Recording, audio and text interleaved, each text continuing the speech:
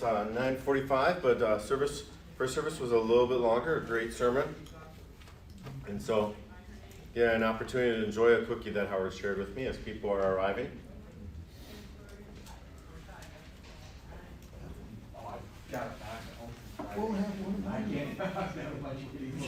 I love the self-control of people there saying no to the cookies. Great job.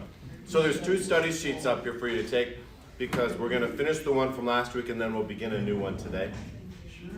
So we're on page 48. And I just realized I forgot to upload to the website the new study material for the next section we start. But I doing something a little different today. Someone suggested making things bigger, and I could just zoom in, but then it starts to run it. So on the next one we do, I've got a presentation with each question. It has its own slide, and I made it bigger so hopefully you can see it. 2 Kings, I feel like I want to just continue to linger at introducing things just because I hope more people arrive. But we are looking at 2 Kings 22 and 23. We looked last week at how Josiah is emerging as a king. We looked at him repairing the temple, finding the book of Deuteronomy, and we looked at the responsibility that God had given to Moses to instruct the people of how to keep the book of the law in their forefront. That the king was supposed to write out his own copy. It was supposed to be read in front of everybody every 7 years. The king was supposed to read it every year. But what happened was, during the time of Josiah, he's cleaning out the temple, and Hilkiah the high priest comes back and says to Shaphan the secretary, we found this book. Shaphan brings it to the king, and there is this tearing of robes and this great sense of national repentance. And they read the book, and they feel sad for how they have not been able to keep God's law. So now we're going to look in chapter 23 and see how this starts to change them as a community.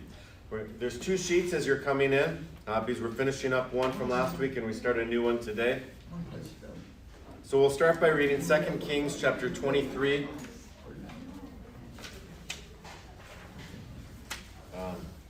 Verses 1 through 3. Oh, we did this section, right? So we got to start at verse 4. As we looked at 23, 1 through 3, we talked about what it meant to cut a covenant. We looked at Abraham and how the Lord cut the sacrifices and the people commit themselves to keep the covenant. So now we're going to start with 4 through 14.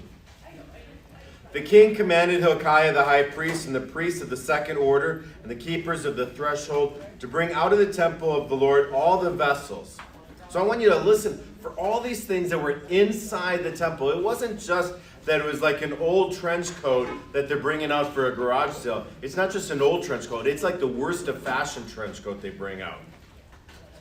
Just think about garage sales. Like someone just brings out something that was kind of old. That's one thing. But to bring out something that just never was fashionable.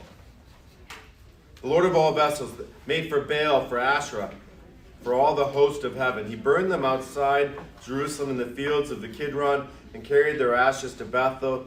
He deposed the priests whom the kings of Judah had ordained to make offerings in the high places at the cities of Judah and around Jerusalem, and those also who burned incense to Baal, to the sun and the moon and the constellations and all the hosts of heaven. He brought out the Asherah from the house of the Lord outside Jerusalem to the brook of Kidron. He burned it at the brook Kidron. He burned it and beat it to dust and cast the dust of it upon the graves of the common people. He broke down the houses of the male cult prostitutes who were in the house of the Lord, where the women wove hangings for the Asherah. He brought all the priests out of the cities of Judah, defiled the high places where the priests had made offerings. From Geba to Beersheba, he broke down the high places of the gates that were at the entrance of the gate of Joshua, the governor of the city, which were on one's left at the gate of the city. However, the priests of the high places did not come up to the altar of the Lord in Jerusalem, but they ate unleavened bread among their brothers. He defiled Topheth, which is in the valley of the son of Hinnom, that no one might burn his son or his daughter as an offering to Moloch. He removed the horses that the king of Judah had dedicated to the sun at the entrance to the house of the Lord by the chamber of Nathan Melech, the chamberlain, which was in the precincts. He burned the chariots of the sun with fire, and the altars on the roof of the upper chamber of Ahaz, which the kings of Judah had made, and the altars that Manasseh had made in the two courts of the house of the Lord, he pulled down and broke in pieces. He cast the dust of them into the brook of Kidron.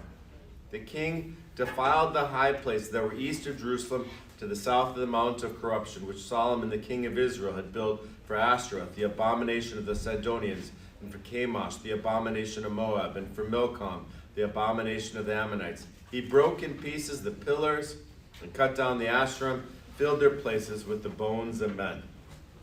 So, lots of tearing down, lots of crushing, lots of dust being put on other burial places and other high places.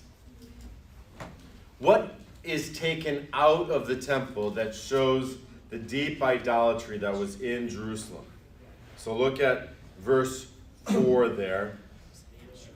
The vessels of Baal for Asherah, and you've got this description for the host of heaven. That host of heaven, that would have been the sun, the moon, and the stars. The host of heaven. And we talked about Sabaoth and how that word host, if you hear it in the holy, holy, holy in the communion liturgy. And Sabaoth and Sabbath, different words, different spellings, but sometimes people will hear Sabbath and they'll hear Sabaoth and think it's just a weird pronunciation. Different words. Sabaoth is a word that means host. And here what has happened is rather than the Lord of the hosts of heaven, God, being celebrated, they had made vessels for the hosts of heaven, the sun, the moon, and the stars. All right, so why place the ashes onto the graves of the common people? What is that accomplishing? Defiling that place, making it, desecrating it, making it unworthy. So it's looking at the ashes, the things of the vessels, the things of the grave, all these places of idolatry, and placing them on death. So I want you to see the graves as places that would be considered unclean. Graves were not clean places. And so by placing the ashes, it's saying more about what is happening to the ashes, less. He doesn't change the graves. The graves are graves. So by placing the ashes onto the graves stay graves. But what happens to the ashes? Now they become defiled by being placed with death. So these are supposed to be vessels of these supposed living gods that are false and empty gods. And he places these vessels that he grinds and tears down and makes into ashes, and he places them on the places of death. These are not living gods that the people have been worshiping. Baal and Asherah and the host of heaven are not living gods. They're dead. And so they're placed among the dead. Josiah did not just ask for idolatrous things to be removed, but also sinful people. So we'll see now in verse 5, he deposed the priests whom the kings of Judah had ordained to make offerings in the high places at the cities of Judah and around Jerusalem. So the kings had ordained these men, not God. They weren't ordained by God. They were ordained by the kings. And so why would the kings ordain priests to do idolatrous things? Why do you think kings would have done that? Well, it's giving these priests authority from the king, saying, okay, these are our leaders that will now be showing us how to do this. So it's making them official. So, yeah, go ahead, Deborah. Where are the real priests? And why aren't they standing up and saying, not in the temple of the Lord, that these things shouldn't be put? Yeah, the real priests, what's going on there? You got Hilkiah, the high priest, he's going through this cleaning out, but you've got, not only you've got these vessels, you've got these people. You even read next about the male prostitutes at the house of the Lord and the women that are weaving the Asherah type tapestries. And there just seems to be this There's some people who know the right thing, but they don't have the strength, the courage, or the fortitude to say to other people, stop. And it takes Josiah to bring about the legitimacy of saying no to someone. It is hard to say no to someone when you don't have power. The popular opinion, led by the kings, pursuing these false gods, would probably put pressure on priests to say, you get either you're with us or you're against us. Yeah. And so there becomes these moments where people they'll do their thing in their own little silo, but they don't want to mess up someone else's silo because it's hard to tell someone else no. If you feel like the person you're saying no to has more authority than you, it's really hard to say no to them. Because if you say no and they've got more authority, then they come back at you with their strength. The ritual booths and houses that were removed. Let's take a moment and look at that. So this is verse 7. He broke down the houses of the male cult prostitutes who were in the house of the Lord. That word houses, I want you to understand, it's not that the male prostitutes had homes inside of there. The word houses is, I think, confusing in our English because we think of the house as a kitchen, a living room, a bedroom, a bathroom. That's a house. Houses here are meant to be more like a place of dwelling for the holy activities that are going on there. So it's contrasted with the name of what the temple is, the house of the Lord. You got the houses of the male prostitutes. So you'll notice the singular and the plural. And think about the first commandment. How many gods are there? There's supposed to be just one. So there's supposed to be just one house of the Lord. But inside of the one house of the Lord are these houses, these places of worship for the male prostitutes. What are male prostitutes doing there? It goes to the character of Baal and Asherah. Baal and Asherah are fertility gods. For an agricultural society, fertility gods are not just about the sex that someone has with that male prostitute, but about the fertility of the land. And people who go and try to figure out what was the religion of Baal and Asherah, they go to this idea, and this is what I've read, that when Baal and Asherah are happy and having their own sex in their heavenly courts, the land is fertile. But if your land is not fertile, if it's not producing agriculture, that's a sign that Baal and Asherah need to be inspired. They need to be reminded. They need to be given an example of what they should be doing. And so the idea is enacting here on earth what you want them to be doing in heaven. This just sounds weird, doesn't it? So matched up to this idea of the houses of the male prostitutes, you'll see the women wove hangings of Asherah. People have tried to understand what were these hangings of Asherah. And one speculation is that these would have been tapestries that would have been hung to hide the coarseness of the behavior that was going on with these prostitutes. So you would see an image on the tapestry, and then behind there was the real thing happening. It's just, I don't get it. One person trying to speculate, how would Israel succumb to this such crassness, is to essentially say when people are working the land, they become very superstitious. And rather than trusting in God who has provided for them, they start to see about manipulating. And a way to translate this stuff to our own culture today is we don't have prostitutes setting up inside of Christian churches today. Think of whenever religion becomes transactional. If I do this, God, you'll figure it out, right? That's what they're doing. They've made religion, rather than an act of faith and trust in God keeping his promises, they've made it transactional. Tammy? Did that shift happen gradually? Or was it when this king came into power, it happened pretty quickly? So Josiah's cleaning it out and trying to figure out how long and when did it start to happen. And there's these questions of what is going on in this temple and how long has it been there? One thing to think about is before Josiah was Manasseh, Manasseh was king for over 50 years. He was described in the book of Kings as the worst king there ever was. Before him was Hezekiah. So, and Hezekiah was a good king.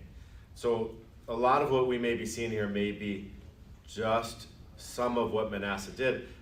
But 2 Kings 23 causes us to resist that speculation that Josiah is just fixing up a problem that's only a new problem.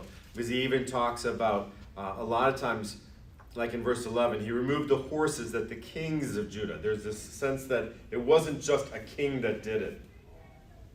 And then there's even reference to Solomon. And the in verse, where was that? Where Solomon had built something and they helped get rid of it. Yeah, so 13. yeah, okay, thank you. That moment of glancing down, I lost it. And the king defiled the high places that were east of Jerusalem to the south of the Mount of Corruption, which Solomon, the king of Israel, had built for Ashtoreth, the abomination. So you've got this resistance in 23 to just say it's only your parents who bad. It's only the boomers that were the problem, you know. We've got it all figured out. It's just their problem. If we just got rid of their stuff that they introduced into the church, then we'd be fine. 2 Kings 23 wants you to know that this was a long way coming.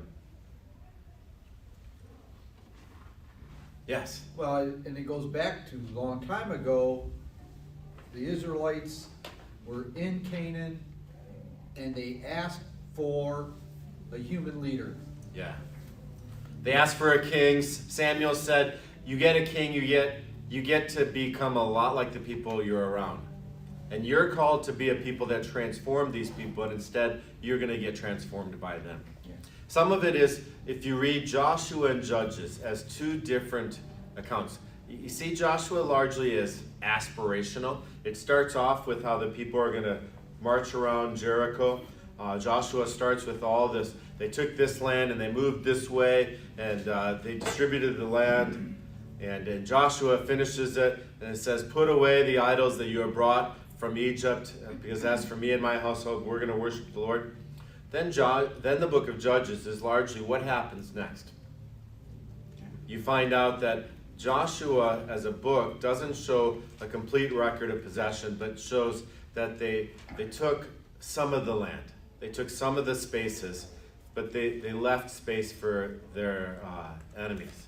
And so the abomination of the Ammonites and the abomination of the Moabites and the Sidonians, all of that starts to increase in. And I always think it's helpful to kind of see Joshua and Judges as both what I want to believe in and what I really end up doing. And that's the struggle of, if I only continue life in what I want to do and what I really do, I always will come to a spot where I need God. And we're just getting there slowly, but it took a few generations. Carl? I was going to say, it's conversations like these that I reflect back and remember that, through hundreds of years, we read that, yes, maybe there was a great king and everybody followed and believed and everybody was on board, but we don't actually know or believe that everybody was actually fully on board. Most people were, but somewhere there was someone with doubt, there was someone still in sin, and then you get that bad king in there that allows that sin to sprout further, and you just see those waves up and down. And so for there still to be Baal and Asherah, Yeah. it's not really a surprise. It's just a matter of how much is it suppressed, or how much do people live in sin with it quietly when there's a good king versus when there's not a good king. I don't know why this is interesting to me, but the idea of native species being good for a place, and then you've got invasive species. And so there's this guy whose videos I watch, and he is trying to restore lands in the South so that native species are growing. If you've ever driven through the South, kudzu is just like crazy, right? And there's just all these vines and things like that. Bradford pears are actually an invasive species in the South. And he showed that he went onto one land and he had been invited on there as a conservationist to help this landowner restore his forest and make it a strong habitable place for wildlife. And he went there and he saw what some of the work the man had done, and he had cut down these Bradford pears. But the next year he went and there were all these sprouts coming from the stumps. And he said, here's the challenge. You cut down this tree, and you cut down 7, and the next year you got 20. He said, you have to treat the stump. And if you don't, it comes back. In the same way, if you have one king that just superficially cuts down something bad, but doesn't deal with it, by the time the next king comes, all those are there. So he has Tripophor is what he suggests, and he showed how to spray it on the outside of the on the stump. That's a detail you don't need, but we're going to look a little bit more now at the bottom of the study sheet on page 48. It describes Topheth and the valley of the son of Hinnom. And some of the things that are in here, you're just like, I don't know what this means, but it sounds like it's a bad thing. That's kind of what's happening here. So verse 10, he defiled Topheth, which is in the valley of the son of Hinnom, that no one might burn his son or his daughter as an offering to Moloch. We earlier talked about what the offerings of Moloch were. Statues of Moloch would be these bronze statues that would be heated up with arms that were outstretched, and a person would place his son on that statue. And if the son survived passing through the fire of Moloch, then they would have their son again, but they would understand that Moloch just would need some sons because Moloch was a father god. So in the valley of the son of Hinnom, that was where people would be making their offerings to Moloch. So we've got this word Topheth. So the Lutheran Study Bible notes that this is a vocalization of the word meaning fireplace. So it just is as a capital word, a proper noun for a place known as like the place of fire. But another possible definition for that word Toph, so Lutheran Study Bible says it's a vocalization for fireplace. But another commentator, writes that Topheth is also a combination of two words, and Toph is the word for drum. And so this one commentator suggested maybe the name for Topheth comes from the drums that you would hear that would be played as instruments during the sacrifice of the sons, so that people wouldn't hear the cry of their sons. This gives you just a sense of, either way, fireplace or drum, you've got the sense that the valley of Hinnom, where people would sacrifice their sons to Moloch, was a wicked place. And what does Josiah do to this place? It says he defiled Topheth, which is in the valley of the son of Hinnom, that no one might burn her son or daughter as an offering to Moloch. What is Josiah's intention here at the valley of the son of Hinnom?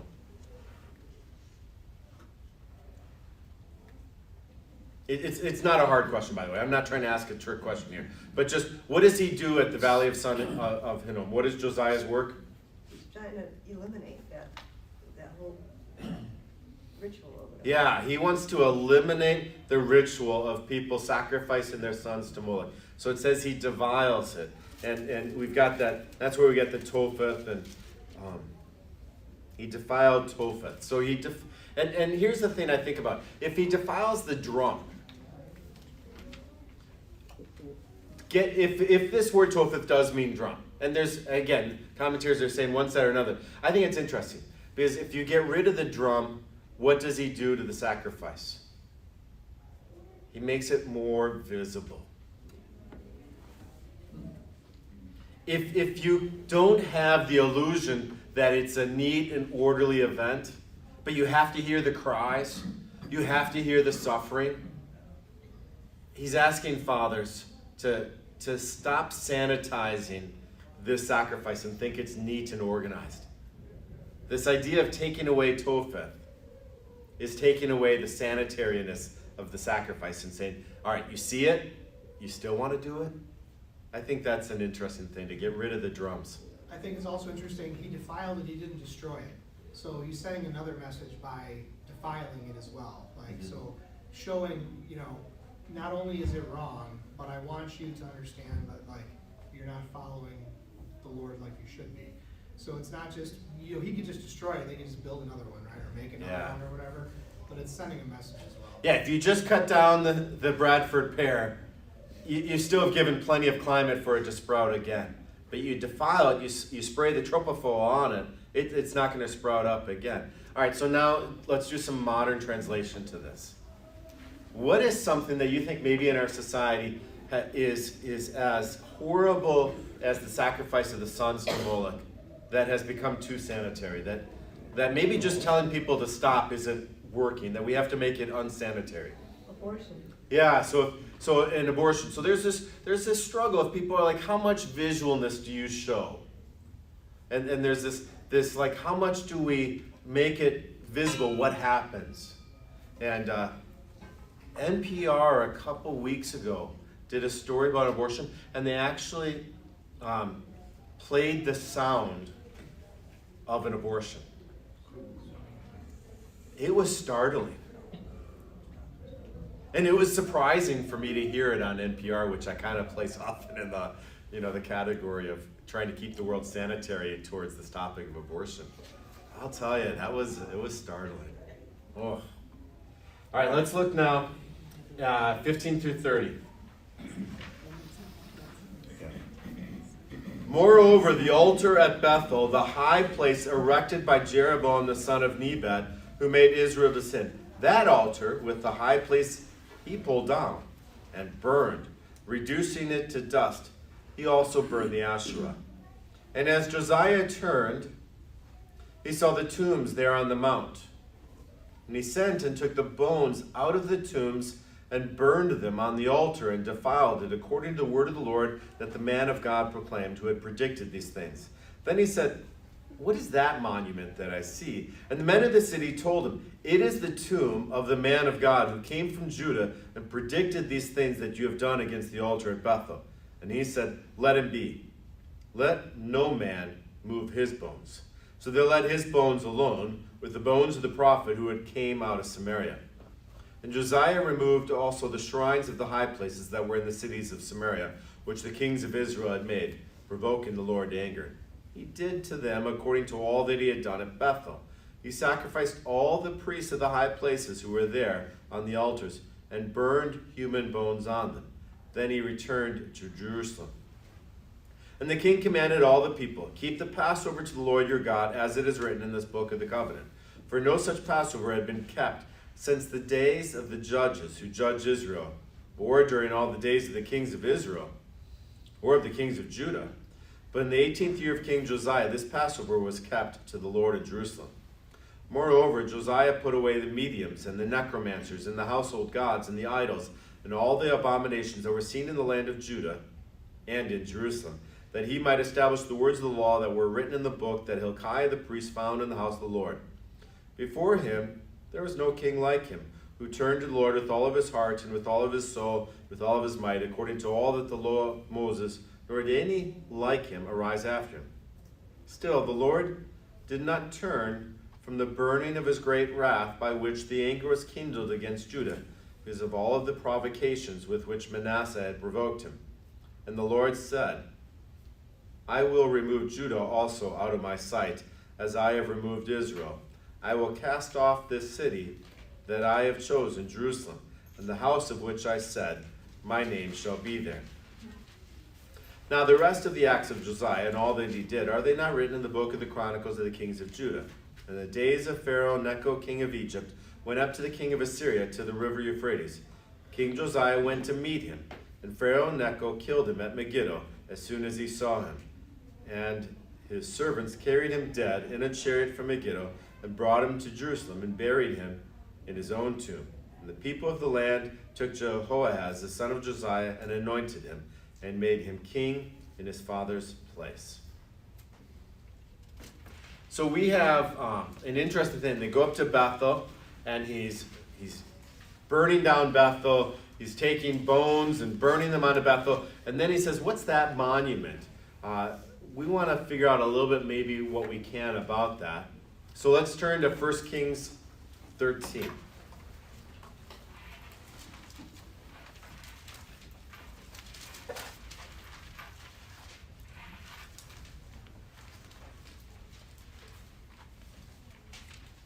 So this is during the time of Jeroboam. This would be 200 years before the events we have been reading about in 2 Kings. So we've got our order of kings. We got Saul, then David, then Solomon. Solomon has a son named Rehoboam. Rehoboam becomes the king of Judah, but God calls Jeroboam to lead the 10 northern tribes. But Jeroboam doesn't just lead the 10 northern tribes, but he also sets up this altar, a high place at Bethel, and he sets up another high place in Dan, to be places of worship so that the people of his kingdom don't need to go into Judah to worship. And so Jeroboam was called by God to be a king, but he did more than what God had called him to do. So in 1 Kings 13, we're going to see how God reacts to Jeroboam's overreach. Behold, a man of God came out of Judah by the word of the Lord to Bethel. Jeroboam was standing by the altar to make offerings. The man cried against the altar by the word of the Lord, saying, O altar, altar, thus says the Lord, behold, a son shall be born to the house of David, Josiah by name, and he shall sacrifice on you the priests of the high places who make offerings on you, and the human bones shall be burned to you. He gave a sign the same day, saying, This is the sign that the Lord has spoken. Behold, the altar shall be torn down, and the ashes that are on it shall be poured out. We're going to jump ahead in the same chapter now to verses 31 and 32.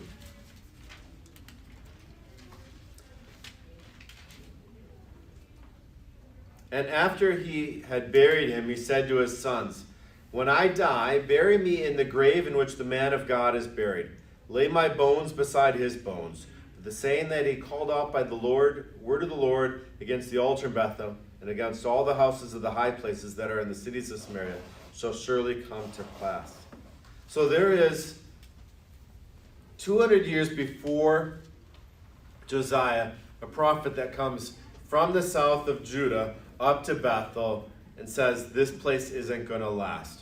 And his burial becomes so noteworthy that another man says, I don't want to be buried among the people of Israel. I want to be buried with this man.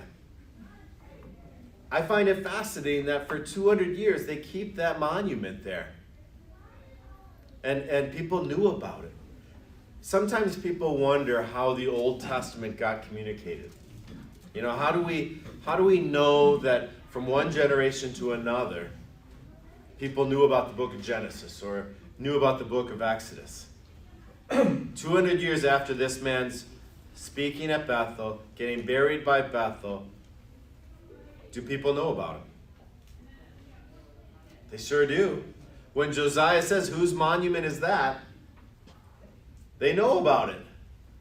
How does that happen? It's part of the tradition orally. Yeah.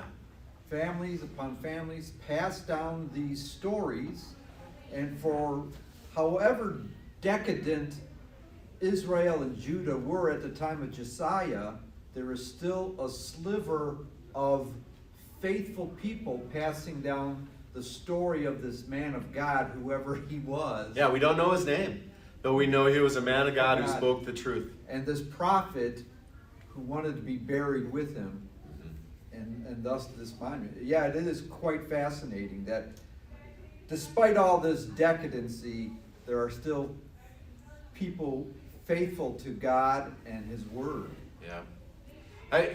Medal of Honor winners, there's an interesting thing. During Marine Corps drill sergeant training, the drill sergeants that are in training have to learn the biographies of Medal of Honor award winners, and then by memory speak them. And then that becomes part of what they teach during their own training of the young Marine that are in basic training, is that we will remember these people. And so part of the training of the drill sergeants is to know these Medal of Honor award. It's usually it's like a paragraph, and they learn it word for word, and they're tested on it. And then they communicate and share. Sports teams have retired numbers. And if you never tell the stories, it becomes, I don't know why 9's retired. It's a mystery to me. But if you find a way to tell the stories, then it matters still. I think about, like, the New York Yankees have so many numbers retired. How did anybody know how maybe you've been to Yankee Stadium, maybe you've seen this? Anybody know? Yeah. Marty, do you know where? Yeah, I forgot Yeah. all the memorial plaques out in center field. Yeah, so it used to be actually on the field. Ah, didn't know that. They had these monoliths, and it would have a description of the person whose number was retired, a picture of him, and then a story of him. And it was in the playing field. And then as they renovated Yankee Stadium, they actually put him on the outside. But could you imagine playing center field and have this monolith that you have to deal with? You're not going to forget those numbers. Well, the left field in Tiger Stadium, the statues. Yeah. Yeah, left center, yeah. Yeah, left center, you have Horton, K-line, Yeah. Cobb. And I love walking with my boys along that concourse and stopping at each one of those. First game of the year that we go to at Tiger Stadium, we stop at those and we read about those guys. So people remembered because in their homes and in the stories that fathers would share with their sons, they told about the promises of God and how God's word was spoken in such a way that when Josiah asked, who is that guy? There's no hesitation, there's no stop. They said, let him be. No one moves that guy's bones. All right. Let's look now at question 12 on our study sheet. The revival moving from Judah. It might seem like just a simple thing, but let's remember where Josiah is king. Josiah is king of Judah. Bethel is in Israel. Israel at this time, and for the last about 120 years, has not been a kingdom that's led by God's people. The Assyrians in 722, when they came and they destroyed Israel, they repopulated Israel with refugees from all around the Assyrian Empire. It shows partly the weakness of Assyria, because Israel is supposed to be managed and governed by Assyria. It tells you a little bit about the geopolitics that are going on at this moment, that Assyria is weakening in power because Judah is able to go up into Israel and do all these religious reforms. This will give you some context for what is happening. Israel is weakened enough that Judah can go up there. And that says more about what is going on with Assyria. So geopolitics, who are the big kingdoms right now? It had been Egypt and Assyria. Those were the big kingdoms, and Judah and Israel are kind of on the road between them. But the Babylonians are starting to rise in power. And that's going to be about how Josiah is actually going to die. There's a battle that's going to be going on between Egypt, Assyria, and Babylon. And Josiah gets kind of caught in the middle of this. And so the ability of Josiah to go up into Israel and bring about reforms shows us that there's some messiness that's going on in geopolitics. We're going to roll on down. Questions about Josiah and the Pharaoh, we're going to leave to the next study sheet because I got some different questions on there. We're going to finish now this study sheet with question 19. So, this idea of burning idols, defiling holy places, making life very unsanitary for the things that are not good in my life. If I were to burn the idols of my life, it would be liberating or more trouble than it's worth. Place an X on there. Realizing that you do create conflict when you don't just say no to an idol, but you burn it and destroy it. Liberating, more trouble than it's worth. What do you think, Terry? Would you not first have to define the idol? Yeah. Define what the idol is in your life. And some people want to just ignore it and pretend it doesn't exist. But if you're honest and saying, this is hard in my life, I need to stop. What could be an idol is if you've got a guy who's got a workplace wife, as they sometimes jokingly say, and that woman is starting to become a temptation. He's got to maybe find a way to stop that workplace friendship because it's become an encroachment of sin into his life. And he'd love to be able to say, I can just keep on going and pretending it's not a problem. But if he's honest, maybe it has. But that will create some conflict in the workplace. But in the end, he might need to do it. That's kind of the challenges I'm thinking about here. All right, number 2. If you burn the idols, is it a problem or is it more disruption? That's a lot like number 1, isn't it? How about this? You have to explain it to other people. Is it difficult or is it logical? When you get rid of an idol in your life, is it easy to explain to people, or do you think that won't make any sense to them? Depends upon the idol. Mm-hmm. And person, It feels very abstract, doesn't it? It could be things like your time on social media even. It doesn't, it Yeah. isn't taking away from taking care of the temple of my body, or that God has given me, or time in God's word or prayer. So Yeah, if someone something gets like rid of that. Facebook, they don't have to explain it to me. I get it. But to someone else, they'd be like, how could you ever do that? That's how we connect as a family. Don't you care about the family? That's where all of the family news is shared. Now you won't know about what's going on. It might be difficult to explain in some families, and to others, they're like, yeah, I get it. For someone who's sober, Oh, that's a good I'm one. sober for 6 months, and there was somebody, and I asked, they said, hey, tell me about this. It's just a challenge I've had for myself, this person shared with me. It wasn't anything, I just didn't like the way I felt anymore. So tell me about that, but it could be something like that. Too. And in some friend groups, that's going to be difficult to explain. And in other friend groups, they'll be like, oh yeah, I get it. Or maybe it's done gladly, or there's a lot of deep regrets. How much are we really able to cut off from the idols in our lives? It might be hard on the family. It might be only hard for you. We're going to now move to the other study sheet. Some of you might not have grabbed it when you came in. Who needs a copy? It says Kings 23:24 on it. All right. You guys are good. You grabbed it. All right. So I'm going to... I have tried to be good about this and make a presentation. We're going to see how this works. All right. Because someone recommended to me that on the live stream, it's hard to see the little study sheet. So I was like, all right, I can do this. And then I thought, you know what, I don't want to have to retype everything. I don't want to, one way I used to move stuff into a slide is I'd put it all into one slide and then see how much fit and then cut the rest. But I found a way where, anyways, I found a way to make it easy. So it wasn't a lot of work. All right, so a little bit about Josiah. Josiah dies in the battlefield. Jehoahaz, his son, becomes the 17th king of Judah. He also gets known by the name of Shalom and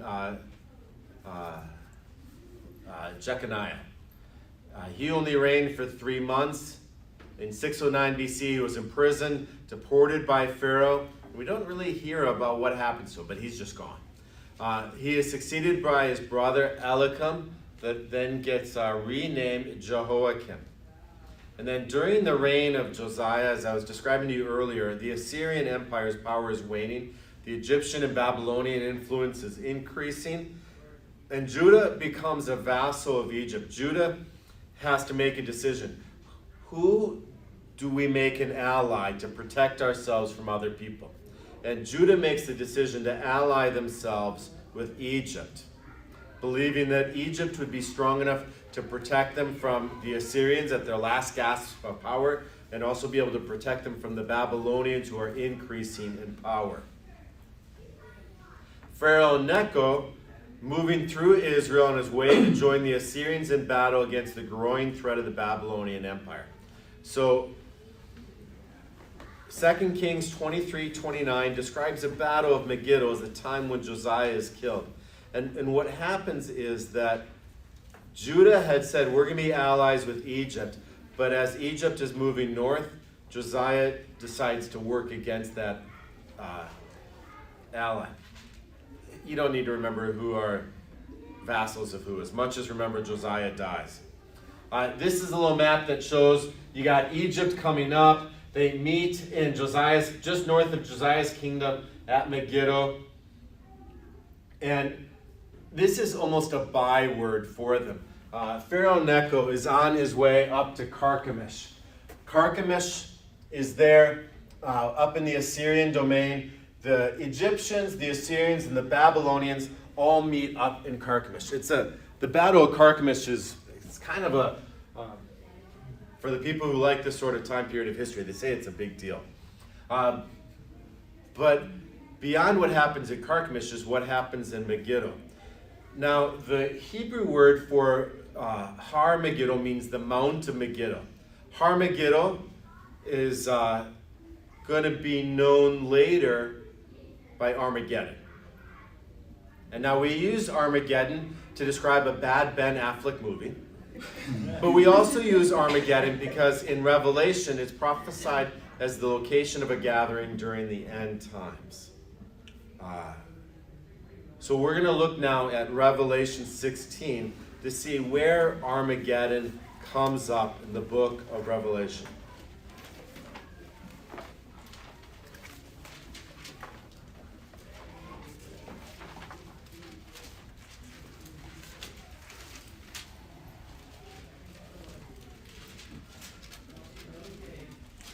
So we're going to read 16, 12 through 21. There's been 7 angels, and each angel as it's released brings about a plague. And we're going to be reading about the 6th and the angel and the 7th angel. The 6th angel poured out his bowl in the great river Euphrates, and its water was dried up to prepare the way for the kings from the east. And I saw coming out of the mouth of the dragon, and out of the mouth of the beast, and out of the mouth of the false prophet, 3 unclean spirits like frogs. They are demonic spirits performing signs who go abroad to the kings of the whole world to assemble them for a battle on the great day of God the Almighty. Behold, I am coming like a thief. Blessed is the one who stays awake, keeping his garments on, that he may not go about naked and be seen exposed. They assembled them at the place that in Hebrew is called Armageddon. So Armageddon in Revelation 16:16 is the gathering spot. At that gathering spot, you've got the kings of the east, and the frogs have been going out to bring all the kings to assemble on battle for the great day of God the Almighty. And then verse 15, if you got a red letter edition, is kind of helpful to know, but that's kind of just this parenthetical expression that when this great day is arriving, Jesus says, make sure you stay clothed in my righteousness, lest you run naked and be destroyed on this day of great battle. Then it says in verse 17, the 7th angel poured out his bowl into the air, and a loud voice came out of the temple from the throne saying, it is done. There are flashes of lightning, rumblings, peals of thunder, and a great earthquake such as there had never been since there was a man on the earth. So great was that earthquake. The great city was split into 3 parts, and the cities of the nations fell. And God remembered Babylon the Great to make her drain the cup of the wine of the fury of his wrath. And every island fled away. No mountains were to be found. Great hailstones, about 100 pounds each, fell from heaven on people. They cursed God for the plague of the hail, because the plague was so severe. So why do you think God uses the place where Josiah was killed as a gathering spot for the great battle on the day of the Lord? So let's remember Josiah. Josiah was a good king. Josiah was reforming Judah. Josiah was reforming Israel. The people had said that Josiah is the king that's going to bring about the age of God again. What happens to Josiah? He dies. He dies. So what happens to the expectation people have in a king? It could look like it's gone. Alan, what do you think about this moment? Well, are we looking at type and antitype? We are. Josiah is a type. Type is always less than the antitype. The type is always Christ. Yeah. And what this is a foreshadowing of what's going to happen eventually. Yeah. That there will be a climactic battle that we just know what happens. We don't know much else about it, but that God wins. So we see in the things of this world moments that start to reach towards what God is going to do on the last day, but the efforts of man fall short. And there will be these moments of like, this is our hope, this is our hope, but we are always being taught in the scriptures that any hope you place only in this world will always never be enough. That your hope has to be more than just what is accomplished by the people of the flesh. And that when Jesus comes not only as a king in the line of David, following in the likeness of Josiah, but now he is God. And so where Josiah gets defeated, what does Jesus do? He brings victory. And so there's this moment of trust what God is doing, but if you place too much trust in the people doing it, and not God who is at work among them, you get disappointed. But if you always keep your trust in what God is doing, you will see that God is eventually victorious. The same thing comes up. So I have on the right, this is the 4th verse of Martin Luther's hymn, "A Mighty Fortress is Our God." It says, "The word they still shall let remain, nor any thanks have for it. He's by our side upon the plain with his good gifts and spirit. And take they our life, goods, fame, child, and wife. Though these all be gone, our victory has been won. The kingdom ours remaineth." This line in this hymn, where it says, he's by our side upon the plain, that plain is Megiddo.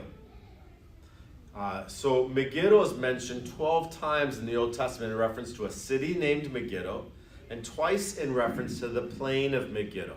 See, there is Har Megiddo, that's the mountain that overlooks the plain. The battles don't take place on a mountain. The battles take place on the plain. The plain becomes a reference to the great battles of good and evil when all appears lost. How does the verse describe that feeling of loss? So look at the verse. What does it say about loss? Yes? Your fame, your family, your fame, all of it. Those Yeah, goods, fame, child, and wife. These all will be gone. It will look like on the battle of Megiddo, on the last day, that everything is lost. It will look like, just like it looked for the people that followed Josiah, defeat. But what do you need to keep in mind as all this may be gone on the plain? Who's with you? God is with you. The Word of God is there. And in Revelation 16, verse 15, it says, "Behold, I'm coming like a thief. Blessed is the one who stays awake, keeping his garments on, that he may not go about naked and be seen exposed." When this battle comes, you are not naked on the battlefield. You are clothed with Christ. The Word is going to remain. And so, if you read this verse from the hymn, you get this confidence that Luther has for Christians to be able to place their confidence in the Word. Now, why is this hard? Why do we have to be reminded about this frequently? Why does it get hard to do? Well, it hurts. I mean, if you're grieving a loved one or you lose things, you miss them, or it hurts here, or it seems dark and desolate. You know heaven and you believe. But to have my goods, my fame, my child, wife, to have them go is to have my world. This is that question of idols. So earlier, things looked abstract. But these things can all become idols that we place our meaning, our identity, our security in. And if I'm not suggesting, by the way, that you burn down your child or wife, like how Josiah burned down the idols and made them ash and defiled them onto graves. I'm not talking about that, but just to say that if these things were idols and they're gone, then you have nothing left. But if undergirding all of these is the truth of God's word, then you can persevere. We're shortchanging ourselves with that translation. Second last line in German is, "They yet have nothing won." They are worthless, even though we treasure them. Yeah, so Romans 8, Al's making the point. He says the English translation is weak. that the German is stronger and says not just our victory has been won. What does the German translate to? Goods framed child and wife, they yet have nothing won. The enemy has nothing won, even if he takes these ways. There is no victory if he takes these ways, because that is never going to be my defeat. All right, so Romans 8. Though we are considered as sheep to be slaughtered all the day. Anybody know that line? Yet we are more than conquerors through him who loved. Yeah, we are more than conquerors through him who loved us. So this is Romans 8, 31 to 39. And he says, we are considered as sheep to be slaughtered all the day long. No, in all these things we are more than conquerors through him who loved us. Neither height nor depth. He goes through all the things. We'll be able to separate us. The world will see us as sheep that are getting slaughtered, but we will yet remain on that battlefield because we're clothed with the righteousness of Christ.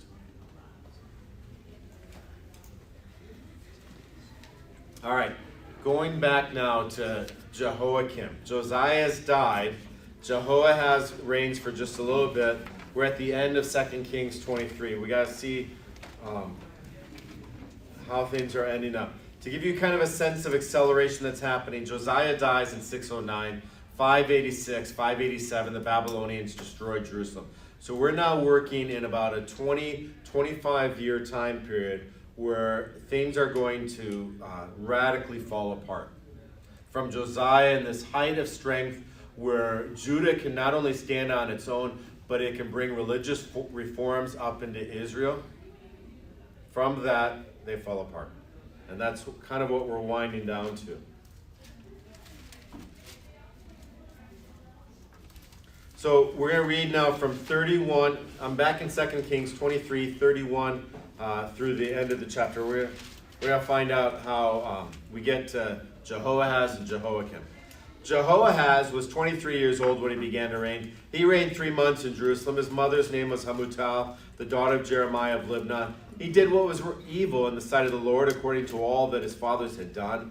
And Pharaoh Necho put him in bonds at Riblah, in the land of Hamath, that he might not reign in Jerusalem, and laid on the land a tribute of 100 talents of silver and a talent of gold. And Pharaoh Necho made Eliakim, the son of Josiah, king in the place of Josiah's father, and changed his name to Jehoiakim. But he took Jehoahaz away, and he came to Egypt and died there. Jehoiakim gave the silver and the gold to Pharaoh, but he taxed the land to give the money according to the command of Pharaoh. He exacted the silver and the gold of the people of the land from everyone according to his assessment to give it to Pharaoh Necho. Jehoiakim was 25 years old when he began to reign. He reigned 11 years in Jerusalem. His mother's name was Zebedah, the daughter of Pedaiah of Rumah. He did what was evil in the sight of the Lord, according to all that his fathers had done. So, Jehoiakim, he reigns as a king, 609 to 598. He's considered evil in the eyes of the Lord for following in the way of his fathers instead of the way of David. He is a king that figures very prominently in the book of Jeremiah, and then we see it here in 2 Kings 23 up through the beginning of 24. And then also you can read about him in 2 Chronicles 36, 4 through 8. I want to start before we end today. I think we can get through this question at least. How does he become king? Pharaoh places him on the throne. This is different than some of the other kings we see who the people placed him on the throne. He is becoming king by acclamation, not of the people, but by Pharaoh. And then Pharaoh changes his name. Why do you think that is a detail that's included? Because now he's Pharaoh's king in charge of Judah instead of Judah's king in charge of Judah. So that power he had was from Pharaoh, not from God and not from the people. Yeah, so his power is backed up not because the Lord is with him, but because Pharaoh is with him. And that means that there's going to be this struggle of knowing how much are they going to be able to resist Babylon. Well, they think as long as Egypt's with us, we'll be fine. As long as we keep paying this tax, we'll be fine. we can stand up. We will next week continue with question 2 and question 3 by looking at Jeremiah. And you'll find out that Jeremiah does not have good things to say about Jehoiakim. Let's close with prayer. Lord, take away our sins, guard others from the consequences of our faults, and may our righteousness be a testimony to your love for us, be clear as a beacon to those who are seeking for hope in these days. In the name of Jesus, amen. So keep your study sheet, or look at this, I got slides. I made these slides. We can just follow along with these next week if you forget your study sheet.